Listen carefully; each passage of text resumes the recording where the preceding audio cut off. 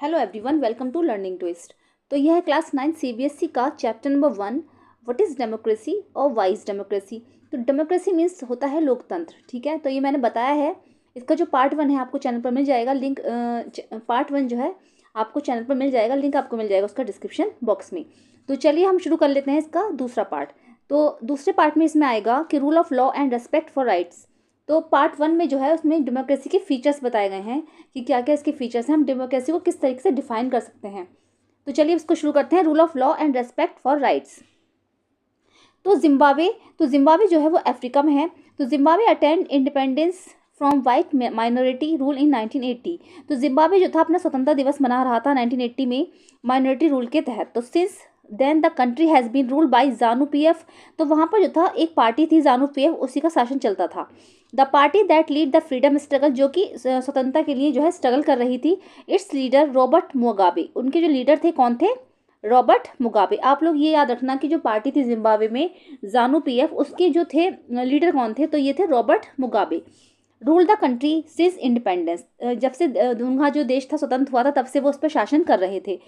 तो elections were held regularly and always वोन bye जानू पीएफ। तो इलेक्शंस तो होते थे वहाँ पर, ऐसा नहीं कि इलेक्शन नहीं होते थे, वहाँ इलेक्शंस होते थे। लेकिन क्या था, जो हर बार जो पार्टी जीतती थी ना वो जानू पीएफ जीतती थी। तो president Mugabe was popular but also use unfair practices in elections. तो प्रेसिडेंट मुगाबे जो थे बहुत ज़्यादा पॉपुलर थे, वहाँ के लिए बहुत ज़्यादा प्रसिद्ध थे। लेकिन क्या था, वहाँ पर एक अनफेयरनेस चल रही, जो था प्रैक्टिसेस चल रही थी, क्योंकि वहाँ पे ना कुछ धांधलेबाजी चल रही थी। इलेक्शंस में हमेशा वही पार्टी जीतती थी। Over the years, his government changed the constitution several times to increase the powers of the president and make him less accountable. तो क्या था, कई सालों तक जो थी गवर्नमेंट जो थी वहाँ की, उसने जो कॉन्स्टिट्यूशन में, जो संविधान में जो रूल्स और नियम बनाए गए थे ना सारे, उनको जो है चेंज कर दिया था और अपनी शक्ति को वो बढ़ाते चले गए थे। ये और make him less accountable. Accountable मतलब ये था, जो वहाँ की जो गवर्नमेंट थी वो जवाबदेही नहीं थी। जैसे कि अगर लोग कुछ कह रहे हैं उनसे, तो उसमें उसको जो है कोई उत्तर नहीं देने के लिए सक्षम नहीं थी वो। मतलब वो अपनी मर्जी से शासन चला रही थी, जो कुछ करना चाहती थी वो अपनी मर्जी से करती थी लोगों के ऊपर। तो जो अपोजिशन पार्टी के वर्कर्स थे वर हरास्ड एंड देयर मीटिंग्स डिस्टर्बटेड। तो अपोजिशन अब जो देखो, जाहिर सी बात है, जब वहाँ पे जानू पीएफ का बोलबाला है, भाई हर बार वही पार्टी जीत रही, चाहे वो किस तरीके से भी जीते। तो जो अपोजिशन पार्टी के लोग थे ना, वो इस तरीके से बहुत ज़्यादा हरास महसूस करते थे, उनको बहुत बुरा लगता था। तो वो इस तरीके की बहुत सारी मीटिंग्स करते रहते थे। Public protest and demonstration against the government were declared illegal. लेकिन अगर उस गवर्नमेंट के खिलाफ कोई भी पब्लिक प्रोटेस्ट किया जाता था, कोई आंदोलन किया जाता था, या फिर जैसे कि कोई आंदोलन कर दिया या फिर कुछ अगेंस्ट उसके कुछ किया जाता था, डेमोन्स्ट्रेशन वगैरह, तो उनको इलीगल घोषित कर दिया जाता था कि ये गैर कानूनी है। तो there was a law that limited the right to criticise the president. Television and radio were controlled by the government and gave only the ruling party's version. तो देखो, सब कुछ उन्हीं के अधीन में था। तो टेलीविज़न और जो रेडियो चैनल वगैरह थे, सब कुछ जो है उन्हीं के हिसाब से जो है उस पर चलाते थे, क्योंकि जो गवर्नमेंट जो थी ना वहाँ की, वो मिली हुई थी उनसे, तो वो कुछ ऐसा चला नहीं सकते थे। तो वो सब उन्हीं की चीज़ें दिखाते थे अच्छी अच्छी, कि भाई हाँ इस गवर्नमेंट ने ऐसा किया है, इस गवर्नमेंट ने ऐसा किया है, और कुछ बात चलती ही नहीं थी। अपोजिशन पार्टी की बात वहाँ पर जो है चैनलों पर नहीं दिखाई जाती थी।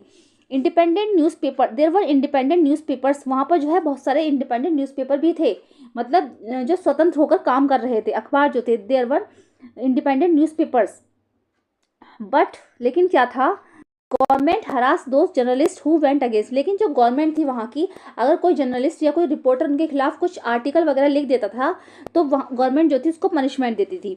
The government ignored some court judgements that went against it and pressurise जजेस।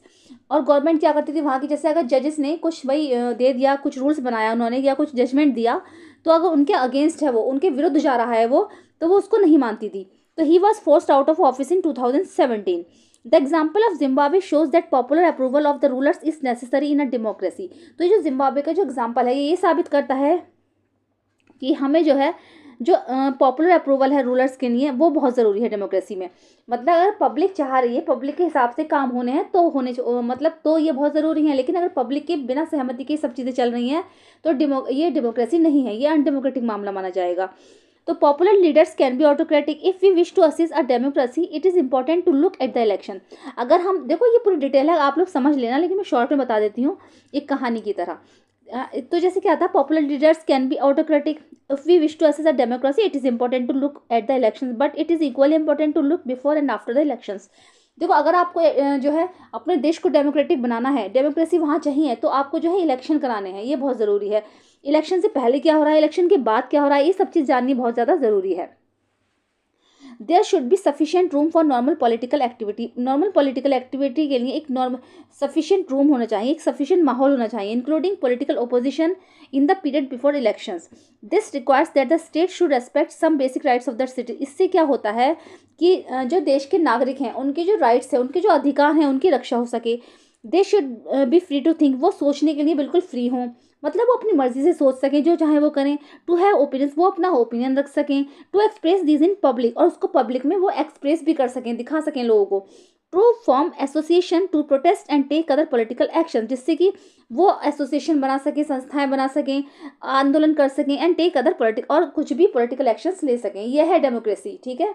मतलब जो है जनता जो है वहाँ की पूरी तरीके से फ्री हो, उसे हर चीज़ का राइट मिले, उसे हर चीज़ का अधिकार मिले कि भाई उसे गवर्नमेंट की ये चीज़ समझ में नहीं आ रही है तो हाँ वो उसके खिलाफ आंदोलन कर सकती है, वो पूछ सकती है कि आपने ऐसा क्यों किया या आपने फिर ऐसा क्यों नहीं किया, ठीक है।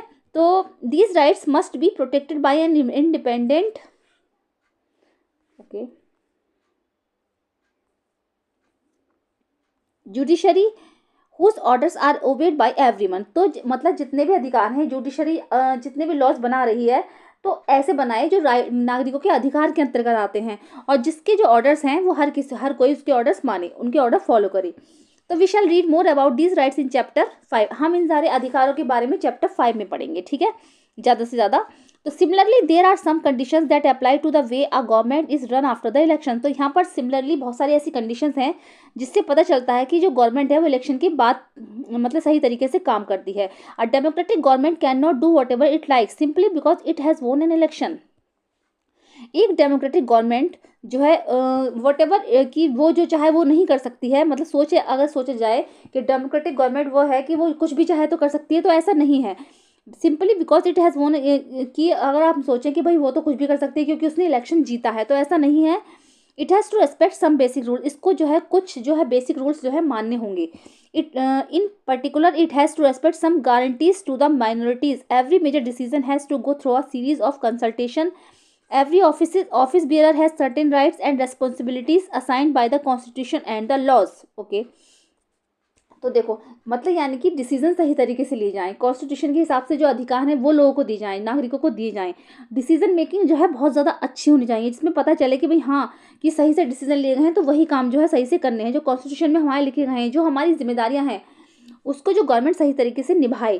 तो each of this is accountable not only to the people but also to the other independent official. ये सबके लिए है, ठीक है। ये जो है अकाउंटेबल केवल उन लोगों के लिए नहीं है बल्कि सबके लिए है जो इंडिपेंडेंट, जितने भी इंडिपेंडेंट ऑफिशियल्स हैं। तो we shall read more about this in chapter 4। हम चैप्टर 4 में इसके बारे में ज़्यादा पढ़ेंगे। Both these aspects give us the fourth and final feature of the democracy. इसलिए अब ये फोर्थ और फाइनल फीचर डेमोक्रेसी का निकला कि a democratic government rules within limits set by constitutional laws and citizens rights.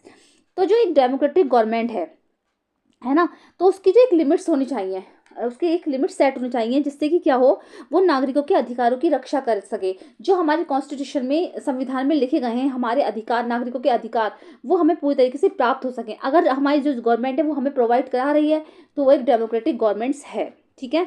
चलिए देखेंगे आगे समरी। अब समरी क्या है इसकी, let us sum of the discussion so far. We started with a simple definition. देखो हमने डिस्कशन तो बहुत ज़्यादा कर लिया डेमोक्रेसी के लिए, लेकिन इसकी सिंपल जो डेफिनेशन निकल कर आई वो ये है कि democracy is a form of government in which the rulers are elected by the people. तो डेमोक्रेसी एक जो है गवर्नमेंट की फॉर्म है जिसमें जो रूलर्स होता है, जो शासक होता है, वो लोगों के द्वारा चुना जाता है, इलेक्शन के द्वारा हम उसको चुनते हैं। जैसे हमने अपने प्रधानमंत्री श्री नरेंद्र मोदी को चुना है ना, तो हम चुनते हैं। तो ये एक डेमोक्रेसी है। Democracy is a form of government in which the rulers are elected by the people. तो we found that this definition was not adequate unless we explain some of the keywords used it. तो हम देखते हैं कि इसकी जो अलग अलग डेफिनेशंस बनती हैं, तो इसमें कुछ कीवर्ड्स भी आते हैं। तो हम यहाँ पर एक जो है कुछ पॉइंट्स हैं, इनको डिस्कस करेंगे कि democracy is a form of government in which rulers are elected by the people take all the major decision. Rulers जो है लोग चुनते हैं रूलर्स को, तो ऐसे रूलर्स को चुनते हैं जो कि बड़े बड़े डिसीजन ले सके। Election offer a choice and fair opportunity to the people to change the current rulers.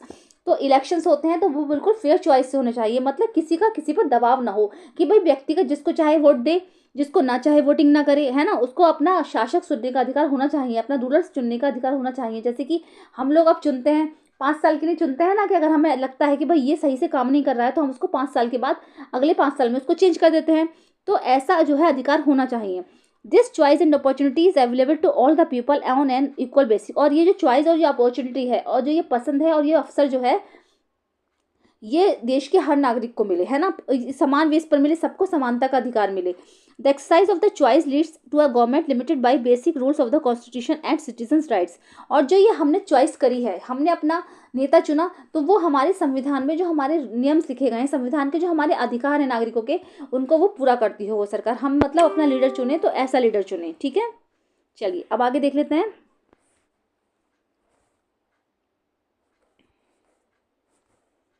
अब देखो जैसे ये आ रहा है ना वाइट डेमोक्रेसी, तो ये ना ये सारा डिस्कशन ही है, इतना सारा जो हमने फर्स्ट वीडियो में भी पढ़ा था, तो डिस्कशन है सारा। इसको पढ़ना इतना ज़रूरी नहीं है, अगर आप लोग चाहो तो देख लेना कि इसमें मतलब आगे हम लेसन में सब कुछ पढ़ने ही वाले हैं। तो हम आगे से शुरू करेंगे इस लेसन को, ठीक है। चलिए तो हम यहाँ से शुरू करेंगे, आर्ग्यूमेंट्स अगेंस्ट डेमोक्रेसी। चलिए तो देखो अब ऐसा नहीं है कि डेमोक्रेसी है तो हर चीज़ सही होगी, डेमोक्रेसी के खिलाफ भी कुछ चीज़ जाती हैं ना। तो डेमोक्रेसी के खिलाफ क्या चीज़ें, अगेंस्ट उसके क्या क्या जा रहा है, जैसे कि कुछ आर्ग्यूमेंट्स दे रखे हैं जो डेमोक्रेसी के खिलाफ हैं। जैसे कि this conversation has most of the arguments that we routinely hear against democracy. तो यहाँ पर कुछ कॉन्वर्सेशन दे रखी है जिसमें कुछ आर्ग्यूमेंट्स हैं जो बता रहे हैं कि डेमोक्रेसी के जो अगेंस्ट, डेमोक्रेसी के जो विरुद्ध हैं।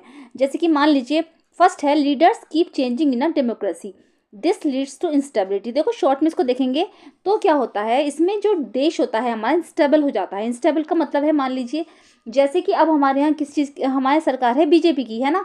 तो 5 सालों के लिए है, उससे पहले भी 5 साल में बीजेपी की सरकार थी, उससे पहले कांग्रेस की थी, है ना। तो जैसे पार्टीज बदलती रहती है ना, तो जैसे अब हमारे प्रधानमंत्री हैं श्री नरेंद्र मोदी, उससे पहले जो कांग्रेस में थे वो मनमोहन सिंह थे। तो ऐसे ही पार्टीज बदलती रहती हैं, पार्टीज के लीडर बदलते रहते हैं, तो इंस्टेबिलिटी है। तो डेमोक्रेसी से इंस्टेबिलिटी आती है, कोई कुछ कह रहा है कोई कुछ कह रहा है, इस तरीके से। सेकंड है कि democracy is all about political competition and power play, there is no scope for morality. तो डेमोक्रेसी में क्या होता है कि पॉलिटिकल कंपटीशन बहुत आता है, कि सब एक दूसरे के बारे में उल्टा सीधा बोलते हैं, गंदी गंदी बातें करते हैं, कि यहाँ पर there is no scope for morality, यहाँ पर मॉरलिटी के लिए कोई स्कोप नहीं है, मतलब कोई किसी के लिए कुछ भी बोल सकता है। तो थर्ड है कि so many people have to be consulted in a democracy that it leads to delays.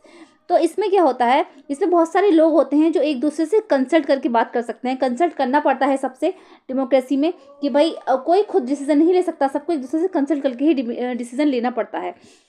Fourth है इसमें कि elected leaders do not know the best interest of the people, it leads to bad decision. तो ऐसा नहीं है कि जो leader elected किए गए हैं, जो हमने चुने हैं, तो वो हमेशा अच्छे ही डिसीजन लें। हो सकता है पब्लिक को वो पसंद ना आए, तो वो कई बार जो है वो गलत डिसीजन भी ले सकते हैं। फिर है democracy leads to corruption for it is based on electoral competition. तो डेमोक्रेसी जो है करप्शन भी लाती है, देखा होगा आपने कितना भ्रष्टाचार फैला हुआ है, करप्शन मीन्स भ्रष्टाचार। तो डेमोक्रेसी से भ्रष्टाचार भी बहुत ज़्यादा आता है। Ordinary people don't know what is good for them, they should not decide anything. और जो बेचारे साधारण लोग हैं वो नहीं जानते कि उनके लिए क्या अच्छा है क्या बुरा, वो डिसाइड ही नहीं कर पाते कि हम अपना नेता किसे चुने, क्या करें क्या ना करें। तो ठीक है, तो ये कुछ आर्ग्यूमेंट्स थे जो डेमोक्रेसी के विरुद्ध जाते हैं। तो आप छोटे छोटे पॉइंट्स याद रख लीजिएगा, जैसे कि दिस लीड्स टू इंस्टेबिलिटी, है ना, नो स्कोप फॉर मोरालिटी, इस तरीके से याद कर लेना आप, ठीक है। Democracy that it leads to delays, और इसमें क्या होता है, इसमें बैड डिसीजन भी ले सकती है ना, it leads to bad decisions, और डेमोक्रेसी लीड्स टू करप्शन, इस तरीके से याद कर लो, ठीक है। तो आपको अच्छे से याद हो जाएगा कि जो आर्ग्यूमेंट्स हैं हमारे जो दे रखे हैं, तो इसमें आपको अच्छे समझ में आएगा कि डेमोक्रेसी से नुकसान क्या क्या है, डेमोक्रेसी के विरुद्ध कौन कौन सी चीज़ें आती हैं। तो ऐसा नहीं है कि सब कुछ विरुद्ध जाता है। अब हम आगे जो पढ़ेंगे डेमोक्रेसी के फ़ायदों के बारे में भी पढ़ेंगे कि उससे क्या क्या भी फ़ायदा हुआ है हमें। तो देख लेते हैं इसको। Are there some other arguments against democracy that you can think of. ये कुछ आर्ग्यूमेंट्स हैं जो आप डेमोक्रेसी के बारे में सोच सकते हो। Which of these arguments applies mainly to democracy? Which of these can apply to misuse of any form of government? Which of these do you agree with? क्या आप इसमें से किसी से सहमत हो, या क्या आपका देश में इसमें से कुछ मिसयूज हो रहा है, या आपकी जो गवर्नमेंट है वो इस तरीके से नहीं चल रही है। तो clearly democracy is not a magical solution for all the problems. तो साफ बात है भाई कि डेमोक्रेसी कोई जादू तो है नहीं जो सारी प्रॉब्लम्स का सॉल्यूशन इसमें मिल जाएगा। It has not ended poverty, ये गरीबी का भी अंत नहीं है in our country and in other parts of the world. ठीक है, इससे क्या होता है, गरीबी का भी अंत नहीं होता हमारे देश में या फिर देश के संसार के किसी भी हिस्से में। तो democracy as a form of government only ensures that, democracy एक गवर्नमेंट की एक फॉर्म है जो कि सिर्फ ये एंश्योर करती है that people take their own decision, कि लोग जो है अपने डिसीजन खुद ले सकें। ठीक है, उसमें क्या होता है, जो लोग अपने डिसीजन खुद ले सकें, जैसे कि हमने मान लीजिए अपना नेता चुना, तो हम अगले 5 सालों में उसको हटा भी सकते हैं, मतलब कि भाई हमें तो उसका काम पसंद नहीं आ रहा, यानी कि हमें डिसीजन मेकिंग का हक है। This does not guarantee that there decision will be good, लेकिन ये गारंटी नहीं होती है कि ये डिसीजन सही होगा या गलत होगा। तो पीपल कैन मेक मिस्टेक्स, लोग मिस्टेक्स भी कर सकते हैं। Involving the people in this decision does lead to delays in decision making. तो क्या होता है, इसमें जो लोग जो है इन्वॉल्व होते हैं, जो डिसीजन लेते हैं, तो वो ऐसा नहीं है कि वो हमेशा ही डिसीजन गुड डिसीजन ले, हमेशा बैड डिसीजन भी ले सकते हैं। तो it is also true that democracy leads to frequent changes in leadership. तो ये बिल्कुल सच बात है कि डेमोक्रेसी से क्या होता है, डेमोक्रेसी जो होती है वो लीडरशिप में चेंज लाती है। Sometimes this can set back big decisions and effect the government's efficiency. तो this argument show that democracy and we see may not be the ideal form of government. तो ये आर्ग्यूमेंट्स हमें ये दिखाते हैं कि डेमोक्रेसी जो होती है वो एक आइडियल फॉर्म नहीं है गवर्नमेंट की, मतलब ऐसा नहीं है कि भाई बहुत आइडियल चीज़ है डेमोक्रेसी गवर्नमेंट, तो ऐसा नहीं है। But that is not a question we face in real life, लेकिन ये क्वेश्चन नहीं है जो हम रियल लाइफ में फेस कर रहे हैं। Real question we face is different, लेकिन जो हम क्वेश्चन फेस कर रहे हैं वो बिल्कुल इसके डिफरेंट है। जैसे कि इस democracy better than other forms of government, क्या डेमोक्रेसी से बेटर भी कोई गवर्नमेंट की फॉर्म है, मतलब डेमोक्रेटिक गवर्नमेंट है, इससे भी बेटर क्या कुछ है गवर्नमेंट की फॉर्म? तो that are there for us to choose from, क्या जिससे कि हम कुछ चूज़ कर सकते हैं, इससे भी अच्छा कुछ है, तो हम देखेंगे कि इससे अच्छा कुछ है या नहीं है। आर्ग्यूमेंट्स फॉर डेमोक्रेसी, तो इसको देखेंगे पहले, डेमोक्रेसी के कुछ आर्ग्यूमेंट्स दे रखे हैं। देखो ये तो सब जो है इसके एक तरीके से नुकसान मान लीजिए जो इसके विरुद्ध जा रहे हैं। अब ये देखेंगे हम आर्ग्यूमेंट्स फॉर डेमोक्रेसी, डेमोक्रेसी से फ़ायदा क्या होता है। तो China's famine of 1958-1961 was the worst recorded famine in world's history। अब famine मीन्स होता है भुखमरी। तो चाइना में ना भुखमरी फैली थी 1958 से लेकर 1961 तक, जो कि संसार की सबसे बुरी रिकॉर्डेड फैमिन मानी जाती है, मतलब इतिहास में सबसे ज़्यादा बहुत बुरी भुखमरी मानी जाती है वो। Nearly 3 crore people dead in this famine, इस भुखमरी में लगभग 3 करोड़ लोग जो थे मारे गए थे। During those days India's economic condition was not much better than China. तो इन दिनों क्या थी, जो इंडिया की जो इकोनॉमिक कंडीशन थी वो चाइना से अच्छी नहीं थी। ठीक है, आर्थिक स्थिति मतलब खराब थी, चाइना में तो बहुत ज़्यादा अच्छी स्थिति थी। Yet India did not have a famine of the kind China है, लेकिन फिर भी इंडिया में कभी भी चाइना जैसी भुखमरी नहीं आई। इकोनॉमिस्ट जो होते हैं, ये जो आर्थिक स्थिति जो देखते हैं इकोनॉमिस्ट, वो सोचते थे, economist think okay that this was a result of different government policies in the 2 countries. तो इकोनॉमिस्ट का कहना है कि ऐसा इसलिए नहीं हुआ क्योंकि ये जो दोनों देश हैं चाइना और इंडिया, तो इसमें क्या है कि हमारे देश में जो गवर्नमेंट पॉलिसीज थी यहाँ की वो ज़्यादा बेटर है। The existence of democracy in India made the Indian government response to food scarcity in a way that the Chinese government did not. तो हमारे यहाँ डेमोक्रेसी थी, जो हमारी गवर्नमेंट थी डेमोक्रेसी थी उसमें, तो हमारे कभी भी ऐसी स्कैरिसिटी नहीं हुई कि हमारे कभी ऐसी भुखमरी नहीं फैली, क्योंकि हमारी जो गवर्नमेंट थी वो ये डिसीजन लेती थी सब बैठ कर कि भाई क्यों कहाँ पर कमी आ रही है, कहाँ परेशानी आ रही है, वो सब लोग बैठ कर निर्णय लेते थे। तो इस तरीके से कोई भी जो है भुखमरी कभी भी इंडिया में नहीं फैली। तो they point out that no large scale famine has ever taken place in an independent and democratic country. If China too had multi party elections and opposition party and a press free to criticise the government, then so many people may not have died in the famine. तो हाँ, इनका कहना यही है कि अगर China में भी डेमोक्रेटिक गवर्नमेंट होती, मतलब क्या है, वहाँ पर भी अपोजिशन पार्टी होती, वहाँ पर भी प्रेस मीडिया कुछ होता, तो ऐसा नहीं होता। क्योंकि देखो अपोजिशन पार्टी वाले जो लोग होते हैं ना, वो क्या करते हैं, वो मतलब गलत चीज़ें भी दिखाते हैं कि देखो ये वाली सरकार जो है ये गलत कर रही है, ऐसा नहीं होना चाहिए। फिर प्रेस वाले मीडिया वाले लगातार दिखाते हैं चीज़ों को, लेकिन चाइना में ऐसा नहीं था। अगर चाइना में भी वैसा होता तो ऐसी स्थिति वहाँ पर नहीं फैलती।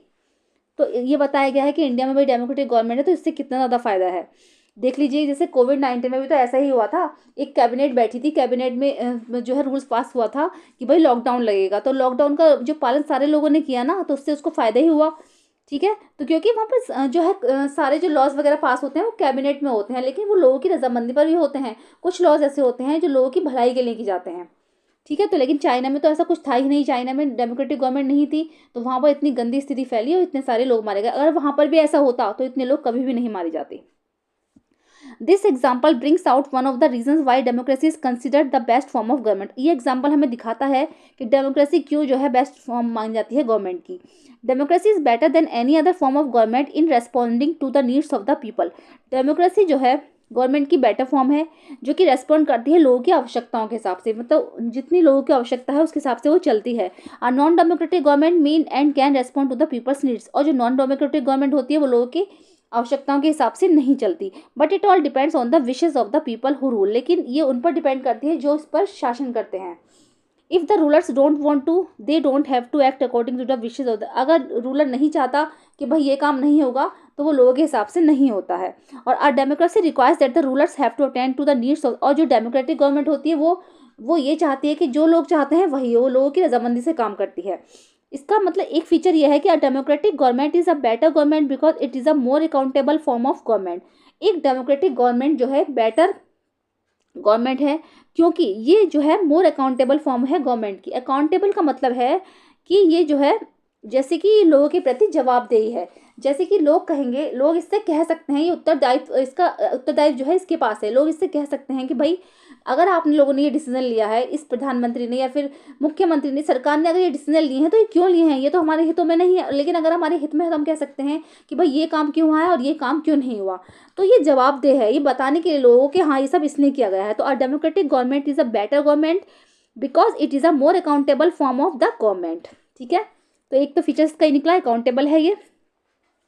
There is another reason why democracy should lead to the better decision than any non democratic government. तो यहाँ देयर इज अनदर रीजन, इसका एक और रीजन ये भी हो सकता है कि क्यों डेमोक्रेटिक गवर्नमेंट जो है नॉन डेमोक्रेटिक गवर्नमेंट से बेटर है। Democracy is based on consultation and discussion, क्योंकि डेमोक्रेसी जो होती है वो कंसल्टेशन और डिस्कशन पे चलती है।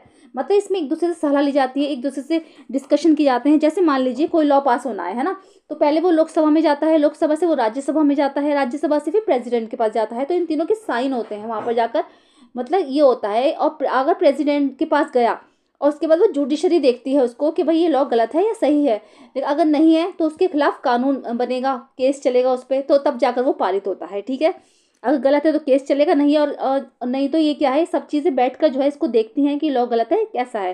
तो ये कंसल्टेशन और डिस्कशन पे चलती है ये चीज़। A democratic decision always involves many persons discussions and meetings. इसमें क्या होता है, डेमोक्रेटिक डिसीजन जो होते हैं हमेशा बहुत सारे लोगों की रजामंदी से होते हैं, बहुत सारी मीटिंग्स होती हैं इसमें। When a number of people put their heads together, they are able to point out possible mistakes in any decision। और जब बहुत सारे लोग इस तरीके की चीज़ें करते हैं तो ये भी पॉसिबल है भाई कि कहीं ना कहीं मिस्टेक्स भी हो सकती है। तो दिस टेक्स टाइम, तो ये क्या होता है, टाइम लेती है। मतलब जैसे भाई लोकसभा से पारित होगा तो राज्यसभा में जाएगा, राज्यसभा से पारित होगा तो प्रेसिडेंट के पास से जाएगा, प्रेसिडेंट से वो जुडिशरी में जाता है, जुडिशरी से फिर वो आगे जो है लॉ पास होता है। तो इसमें टाइम लगता है। But there is a big advantage in taking time over important decision. लेकिन ये बहुत अच्छी बात है कि समय भले ही लग जाए लेकिन जो डिसीजन है वो अच्छे से लिया जाए। तो this reduce the chances of rash और इररेस्पॉन्सिबल डिसीजन। तो इससे क्या होता है, जो हमारे इररेस्पॉन्सिबल डिसीजन होते हैं उससे इंसान बच जाता है। तो दस democracy improve the quality of decision making. इससे क्या होता है, डेमोक्रेसी जो है से क्या होता है, क्वालिटी आती है डिसीजन मेकिंग की। मतलब अच्छे से अच्छा डेमोक्रेटिक गवर्नमेंट जो होती है वो अच्छे से अच्छा डिसीजन मेकिंग ले पाती है, मतलब अच्छे से अच्छा निर्णय ले पाती है। उसके अंदर ये क्वालिटी होती है कि डिसीजन मेकिंग की क्वालिटी भी उसके अंदर है। जैसे कि एक तो क्या अकाउंटेबल है, दूसरा होता है डिसीजन मेकिंग, मतलब अच्छा सा डिसीजन वो ले पाती है। This is related to the third argument, democracy provides a method to deal with differences and conflict. Democracy जो होती है वो डील करती है किससे, डिफरेंसेस से और कॉन्फ्लिक्ट से। डिफरेंसेस मतलब जैसे कि धर्म और जाति के हिसाब से जो भेदभाव होता है उससे वो डील करती है। मतलब उसकी नज़रों में, डेमोक्रेटिक गवर्नमेंट की नज़रों में कुछ नहीं है, जात पात भेदभाव कुछ नहीं है। In any society people are bound to have differences of opinions and interest. These differences are particularly sharp in a country like ours which has an amazing social diversity. देखो पता है भारत जो है विविधताओं का देश है ना, डाइवर्सिटी है हमारे देश में। तो हमारे यहाँ जो है अलग अलग धर्मों के लोग रह रहे हैं, अलग अलग जाति के लोग रह रहे हैं, है ना, कि अलग अलग लैंग्वेजेस के लोग रह रहे हैं। तो हमारे देश में विविधता है, लेकिन जो हमारे देश का संविधान है वो ये कहता है कि हर नागरिक को जो है हर नागरिक को समान अधिकार दी जाएं। तो डेमोक्रेसी जो है प्रोवाइड्स कराती है एक मेथड इन लोगों के जो डिफरेंसेस हैं, जो धर्म और जाति का जो भेदभाव बना रखा है उससे कॉन्फ्लिक्ट्स ना हो। ठीक है, तो सब इसमें वही है। देखो सब they look at the world very differently and have different preferences. मतलब सब अलग अलग तरीके से दिखते हैं। The preference of one group can clash with those of other groups. How do we resolve such a conflict, the conflict can be solve with visual power. सब वही है इसमें, आप लोग देख लेना, मैंने शॉर्ट में स्टोरी वाइज आपको समझा दिया है। Democracy provides the only peaceful solution to this problem. Democracy ही इस जो है सॉल्यूशन, इस प्रॉब्लम का पीसफुल सॉल्यूशन है, मतलब शांतिपूर्ण इस समस्या का समाधान है। In democracy no one is a permanent winner. Democracy में कोई भी ऐसा नहीं होता कि कोई विनर है ना, no one is a permanent loser, और कोई लूजर नहीं होता। इसमें क्या होता है, इसमें कोई भी विनर नहीं है, कोई भी लूजर नहीं है। Different groups can live with one another peacefully. सभी धर्मों के लोग, है ना, अलग अलग ग्रुप के लोग जो है सब एक साथ मिलकर शांतिपूर्ण ढंग से रह सकते हैं। In a diverse country like India, democracy keeps our country together. हमारे डाइवर्स कंट्री इंडिया में, जैसे इंडिया को ले लेंगे, विविधताओं का देश है, तो इसमें डेमोक्रेसी जो है हमें लोगों के साथ मिलजुल कर रहना सिखाती है। ठीक है, तो अब इसमें हम ले लेंगे democracy enhance the dignity of citizen. इसका मतलब यह है कि जो फीचर्स निकल कर आए, एक तो अकाउंटेबल हो गया, सेकंड हो गया डिसीजन मेकिंग, थर्ड हो गया कि वो सभी धर्मों के साथ जो है जो डिफरेंसेस जो होते हैं उसके साथ कॉन्फ्लिक्ट रहती है। फोर्थ है democracy enhance the dignity of citizen. Democracy जो होती है नागरिकों के सम्मान का ध्यान रखती है। डिग्निटी ऑफ सिटीजन्स, जो मतलब सिटीजन्स को जो अधिकार मिले हैं भाई, उनके सम्मान की सुरक्षा हो, उनके साथ कोई दुर्व्यवहार ना हो।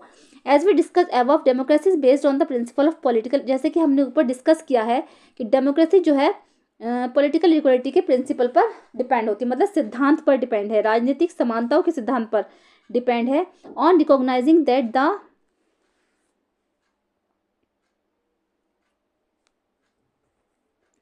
Poorest and the least educated has the same status as the rich and the educated. तो डेमोक्रेसी की नज़रों में, या फिर डेमोक्रेटिक गवर्नमेंट की नज़रों में, जो डेमोक्रेसी हमारे देश में है उसमें ना तो कोई अमीर है ना ही कोई गरीब है। ठीक है, जो स्टेटस किसी चीज़ का कोई कुछ मायने नहीं रखता है, जैसे कि ना कोई अमीर है ना कोई गरीब है, या कोई कितना पढ़ा लिखा है, इससे कोई भी फर्क नहीं पड़ता है। People are not subjects of a ruler, they are the rulers themself. लोग जो है खुद शासन नहीं कर सकते, मतलब ये एक चीज़ नहीं है, बल्कि वो खुद अपने ऊपर शासन कर सकते हैं। वो तो खुद ही एक जो है शासक है। जैसे हम खुद अपने निर्णय खुद ले सकते हैं, इससे कोई फर्क नहीं पड़ता चाहे हम कितने ही गरीब क्यों ना हो, चाहे हम कितने ही अनएजुकेटेड क्यों ना हो। Even when they make mistakes they are responsible for their conduct. अगर वो गलती करते भी हैं तो वो इस चीज़ के लिए खुद जिम्मेदार होंगे। Finally democracy is better than other forms of government because is allow us to correct its own mistakes. Finally democracy जो है गवर्नमेंट की सारी जितनी भी फॉर्म्स हैं उनसे बेटर है, क्योंकि जो है it's allowed us to correct its own, क्योंकि ये हमें अपनी गलती सुधारने का मौका देती है। ठीक है, तो as we saw above there is no guarantee that mistakes can not be made in democracy. तो जैसे कि बताया गया है कि ऐसा कुछ नहीं है कि डेमोक्रेसी में कभी कोई गलती ही ना हो। No form of government can guarantee that. कोई भी फॉर्म, गवर्नमेंट की कोई भी फॉर्म ये सब गारंटी नहीं देती है कि मतलब देखो जो नियम लागू किया गया है चाहे वो गलत भी हो सकता है सही भी हो सकता है ना, तो ऐसा कुछ नहीं है कि डेमोक्रेसी में कोई गलती ही ना हो। The advantage in a democracy is that such mistakes can not be hidden for long. There is a space for public discussion on these mistakes and there is a room for correction. हाँ, इसमें यही है कि जैसे कि discussion लेने का या गलतियां करने का, जैसे there is a space for public discussion on this, इन गलतियों पर डिस्कशन करने का एक पब्लिक स्पेस होना चाहिए। And there is a room for correction, उसको करेक्शन करने के लिए एक रूम होना चाहिए। मतलब यही है, जैसे गलतियां सुधारने का मौका भी मिलना चाहिए। either the rulers have to change their decision or the rulers can be changed। बल्कि रूलर्स जो है वो डिसीजन को चेंज भी कर सकता है, और the rulers can be change, और रूलर्स को भी वो चेंज कर सकते हैं। डेमोक्रेसी में ये सब होता है, जैसे कि मान लीजिए हमें कोई चीज़ पसंद नहीं आ रही है तो हम उसको हटा देंगे कि भाई हमें पसंद नहीं आ रही है, तो हम अपने इलेक्शन के थ्रू उनको हटा सकते हैं। तो this can not happen in a non democratic government. ऐसा जो है नॉन डेमोक्रेटिक गवर्नमेंट में नहीं होता है। अगर हम इसका सम निकाल कर देखें, democracy can not get us everything and is not the solution to all problem. Democracy जो है सब कुछ नहीं है, ना ही ये सारी समस्याओं का समाधान है, but it is clearly better than any other alternative that we know. लेकिन फिर भी ये और चीज़ों में बहुत ज़्यादा अच्छी है। It offers better chances of a good decision. ये हमें गुड डिसीजन लेने का जो है निर्णय देती है, ऑफर्स करती है कि हमें better chance of a good, जिससे कि हम अच्छे से अच्छा डिसीजन ले सकें। It is likely to respect people's own wishes and allows different kinds of people to live together. ये लोगों के सम्मान, जो लोगों को समानता का अधिकार देती है, लोगों के सम्मान की सुरक्षा करती है, और जिससे कि ऐसा होता है कि हम अलग अलग धर्मों के लोग, अलग जाति के लोग जो है सब मिलजुल कर एक साथ रह सकें। ये सब हमें डेमोक्रेसी ही सिखाती है। Even when it fails to do some of these things, it allows a way of correcting its mistakes and offers more dignity to all citizens। बल्कि क्या है कि अगर हम ये सब जो है मिलजुल कर नहीं करते, या फिर हमसे कुछ गलतियां हो भी जाती हैं, तो ये हमें उनको सुधारने का मौका भी देती है। ये हमें नागरिकों के सम्मान की रक्षा करने का अधिकार भी देती है। मतलब बताती है डेमोक्रेसी कि हमें नागरिकों का सम्मान किस तरह से करना चाहिए। Dignity to the all citizens, जिससे कि नागरिकों का सम्मान बने रहे। That's why democracy is considered that the best, इसीलिए कहा जाता है कि डेमोक्रेसी जो है वो गवर्नमेंट की बेस्ट फॉर्म है, मतलब डेमोक्रेटिक गवर्नमेंट होनी ही चाहिए। ठीक है, चलिए